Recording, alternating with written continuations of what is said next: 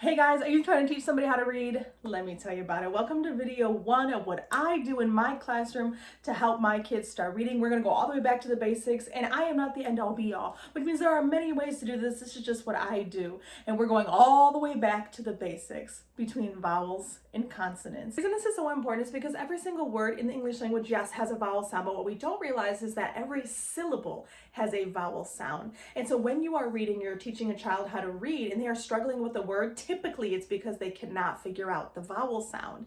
And I know a lot of people say, oh my gosh, a lot of the words, they don't follow the rules. Yeah, 8% of them don't follow the rules, but the other 92% do. But what you don't realize is you A, might not know the rule, or B, don't realize that you have to read in syllable. Vowels are going to open your mouth and the sound is going to be very clear. Consonants are going to block your mouth by your tongue, teeth, or lips. For example, if you're doing the B sound, it's going to say B.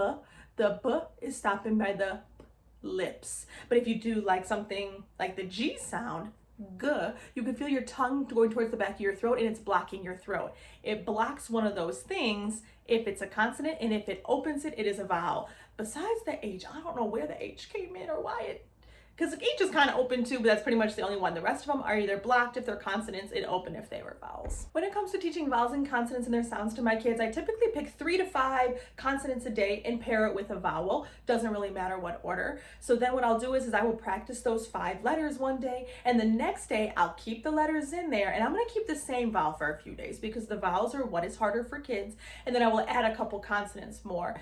After a couple of days, you can add another vowel sound in. And the reason is because when we look at the vowels, there are 2 sets of 2 that kind of sound similar. For example, the E and the I. How I teach E and I is, for E, it opens your mouth like the rest of your vowels, but drop it down.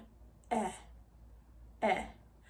People get that mixed up with I, and I tell my kids, I smile, smile, eh, eh, eh. And that's how I try to decipher the 2. The other 2 that they get mixed up are O and U. O will make a round with your mouth, ah, and U is like when you're getting punched in the stomach, and I make them act it out, ah, and they do this little hunch with their body and it makes it kind of give that kind of sound, and that's how I get them to decipher the difference between those 4 letters. I'm not gonna go through all your consonant sounds because I think you know them. There are 4 I do need to go over. It's the J, Q, W, and Y. These sounds we learned when we were younger as J, W, Y, Qua, and that is not what they make. They make an elongated sound. The J makes the Z sound. The Y says yi. Q, U, because Q is always with you, is ku, and W is ooh. And the reason is because if you say a word like jab and you say jab, and the kid is trying to decipher the sounds, jab, is what you see a lot with kids. So when you say zh, we teach these kids that those 4 letters steal a vowel sound every time. No matter what vowel is next to them, that's the sound they're stealing, and you have to blend those 2 sounds together. So yes, you could teach ja and they'd be just fine. But personally, I teach the other way around because sometimes when you teach ja in what, it ruins it when they're trying to learn to read and decipher the sounds and put them together. Every single video, I'm going to be trying to give you a tip, trick, or game. And so I'm going to give you a game, and it is one of the kids' most favorite games. It's a matching game that you can do for any of the skills that I am teaching you. So you can use it now in consonants and vowels, and you can use it for certain rules later. So the first game we're going to be playing is the matching game. I have these little sticky notes because that's what I had at home. I use note cards at school. You can buy them if you would like, but they're very easily made.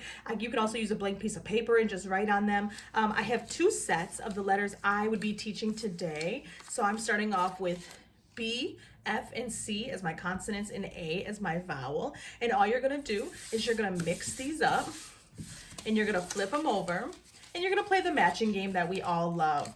I do it a little bit differently than the matching game. So if I flip over a letter, I do a strategy called see it, say it, write it, which means they are going to trace the letter and say it at the same time. A.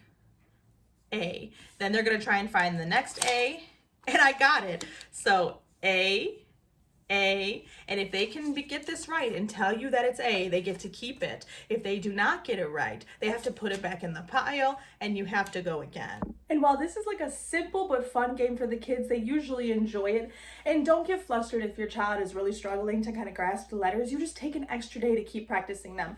See it, say it right is a great strategy that a lot of people use when they're in primary. And then what you do is when you start adding more letters, you just add to the pile. You keep these in there. The more they practice, the better they'll get.